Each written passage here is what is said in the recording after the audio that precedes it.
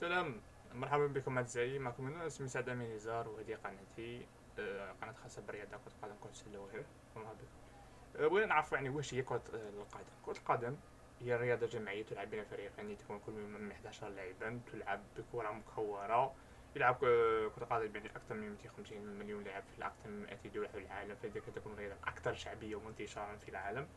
تلعب كرة قدم في ملعب مستطيل الشكل مع مرميين في جانبه. الهدف من اللعبة هو إحراز أهداف بركلة الكرة داخل المرمى. حارس المرمى هو اللاعب الوحيد الذي يسمح له بأن يلمس الكرة بيده أو دراعه، بشرط أن يكون داخل منطقة الجزاء.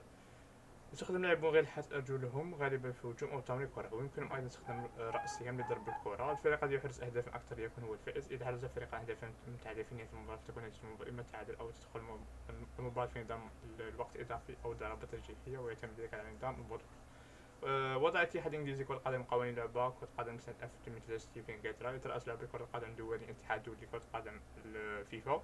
تنظم بطولة كرة القدم، أو تنظم بطولة كأس العالم لهذه الرياضة من كل 4 سنوات، وهي البطولة الأهم دوليا. تطور أسلوب لعب كرة القدم عبر التاريخ، وكذلك الروابط أو ضوابط والقوانين الخاصة به، حتى وصلت إلى المرحلة الحالية المعروفة بكرة القدم الحديثة، التي لم تعد تركز على الهجوم وإحراز العدد الأكبر من الأهداف بقدر ما أصبحت تركز على التكتيك والمهارة. وتتمتع بتنظيم عام الذي يستخدمه المدرب فريق كرة القدم لضبط تحركات الفريق داخل الملعب لتحقيق نتيجة مخطط لها. شكرا لكم أعزائي، تحياتي، سلام. دعونا بذكركم الخروج.